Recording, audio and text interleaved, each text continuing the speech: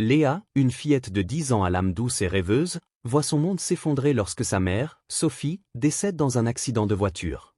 Son père, un homme absent depuis des années, est introuvable.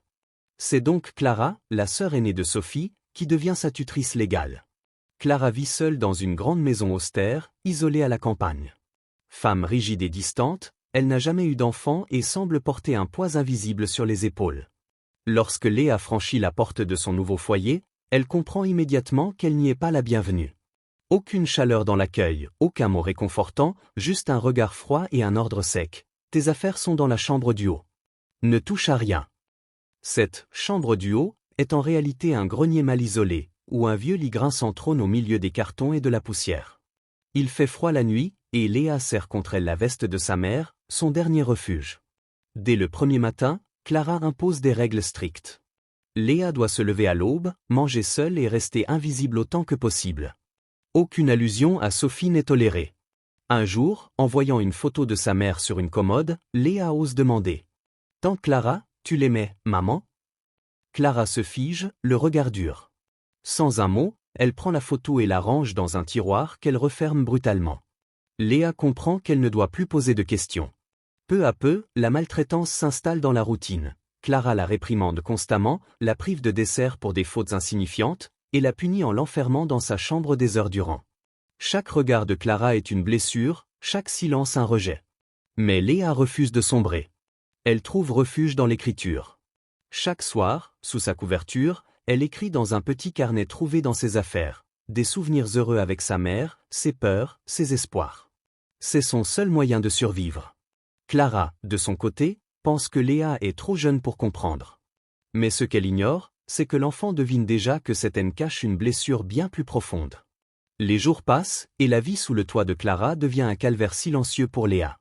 Chaque matin, elle s'applique à suivre les règles strictes de sa tante dans l'espoir d'un regard bienveillant, mais elle ne reçoit en retour que froideur et indifférence.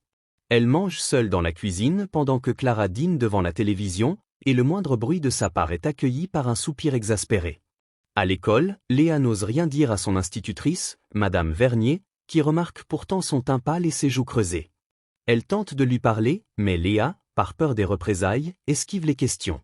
Elle a compris que parler ne sert à rien. Un soir, alors qu'elle range le grenier, Léa découvre une boîte poussiéreuse sous un tas de vieux vêtements. Curieuse, elle l'ouvre et y trouve un tas de lettres soigneusement pliées. En dépliant l'une d'elles, elle reconnaît immédiatement l'écriture fine et élégante de sa mère. Le cœur battant, elle commence à lire. « Ma chère Clara, je sais que nous nous sommes éloignés, et je ne peux m'empêcher de me demander pourquoi. Que t'ai-je fait pour que tu m'en veuilles autant ?» D'autres lettres suivent, toutes adressées à Clara, toutes restées sans réponse. Léa comprend que sa mère a essayé, désespérément, de se rapprocher de sa sœur. Elle réalise aussi que Clara a volontairement ignoré ses appels. Pourquoi ? Léa veut des réponses. Ce soir-là, elle ose braver l'interdit et descend au salon, la lettre en main. « Tante Clara, pourquoi tu ne lui as jamais répondu ?» demande-t-elle timidement. Clara, en train de lire, lève les yeux et voit la lettre. En un instant, son visage se ferme, et son regard devient glacial. « Où as-tu trouvé ça ?» gronde-t-elle. Léa recule instinctivement, mais Clara s'approche et lui arrache la lettre des mains. D'un geste sec, elle la déchire en plusieurs morceaux sous les yeux horrifiés de la fillette. « Ne touche plus jamais à ça » hurle-t-elle, la voix tremblante de rage. Léa, bouleversée, ne comprend pas la violence de cette réaction. Dans les yeux de sa tante, elle aperçoit autre chose qu'une simple colère, une douleur profonde, une blessure mal cicatrisée. Cette nuit-là, Clara, troublée, ne trouve pas le sommeil. Des souvenirs qu'elle s'efforce d'oublier depuis des années reviennent la hanter. Elle revoit Sophie, l'enfant adoré, la préférée de leurs parents. Elle revoit leur jeu d'enfance, puis la distance qui s'est creusée entre elles, jusqu'à ce jour où elle a choisi de ne plus jamais répondre à ses lettres. De son côté, Léa pleure en silence sous sa couverture. Pour la première fois, elle perçoit une faille chez Clara. Derrière la méchanceté, il y a autre chose. Une souffrance qu'elle ne comprend pas encore, mais qu'elle veut découvrir. Dès lors, l'atmosphère dans la maison change. Clara devient plus instable, plus imprévisible. Parfois, elle reste enfermée des heures dans sa chambre, comme si elle luttait contre ses propres démons.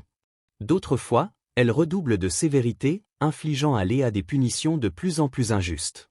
Une nuit, Alors qu'une tempête gronde au dehors, Léa se réveille en sursaut. Un bruit étrange résonne dans la maison. En s'avançant prudemment dans le couloir, elle aperçoit Clara, debout devant la cheminée, une lettre froissée entre les mains. Elle pleure.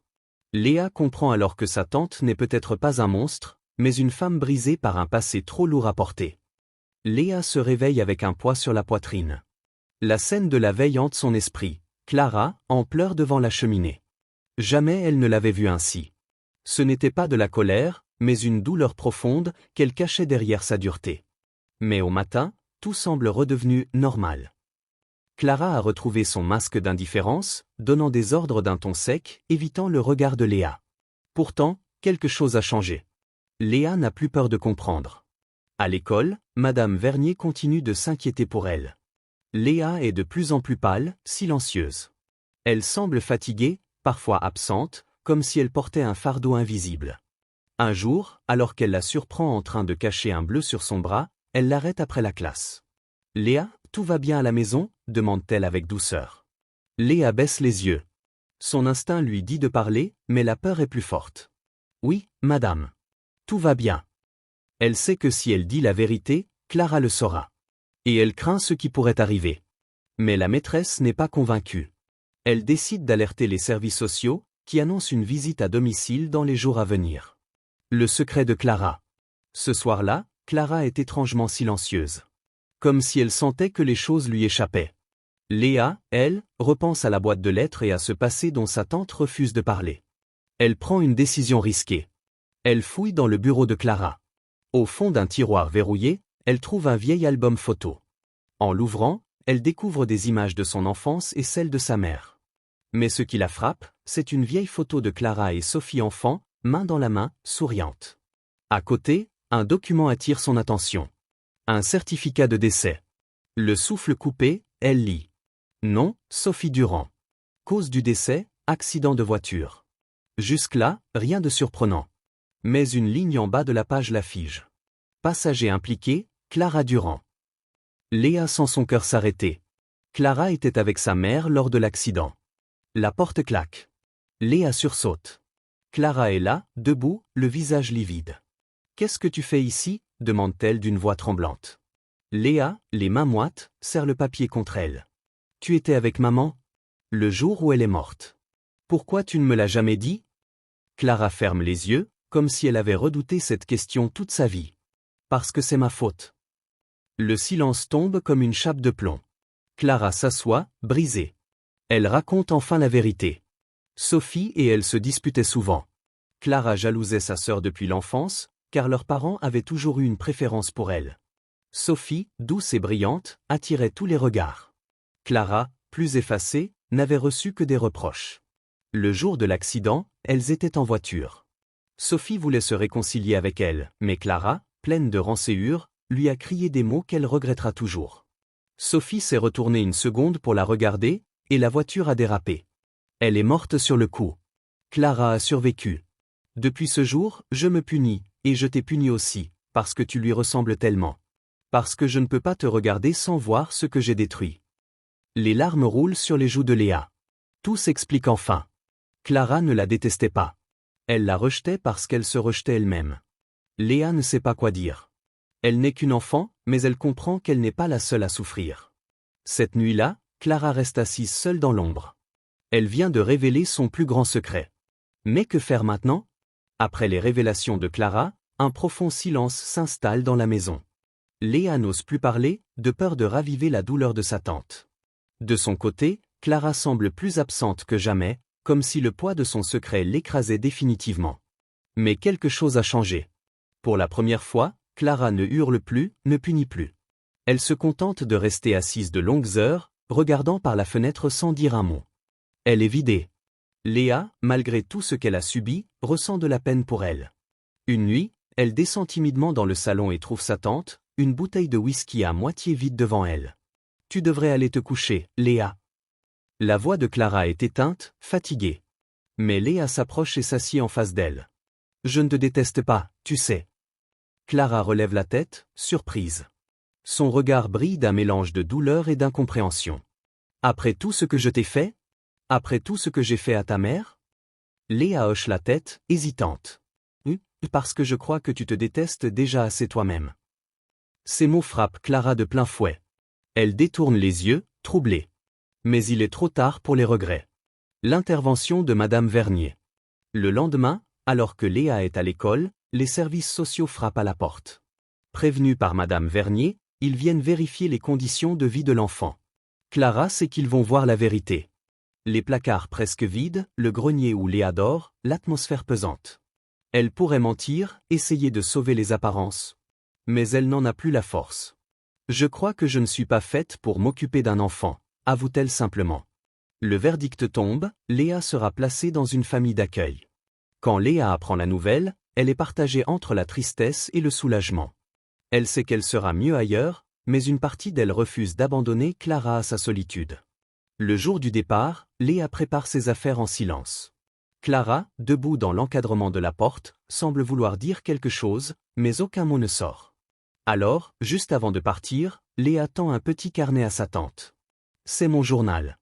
Tu devrais le lire. » Clara prend l'objet avec hésitation, incapable de parler.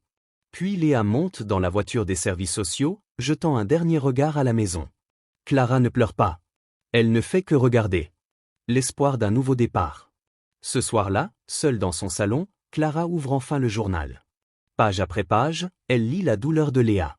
Son incompréhension, sa solitude, mais aussi son espoir. L'espoir que Clara change.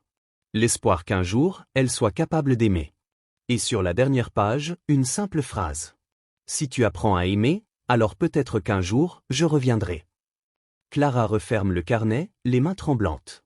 Pour la première fois depuis des années, elle laisse tomber son masque. Et elle pleure. Dans une autre maison, sous un autre toit, Léa s'endort dans un vrai lit, au chaud, en sécurité. Mais une part d'elle espère encore.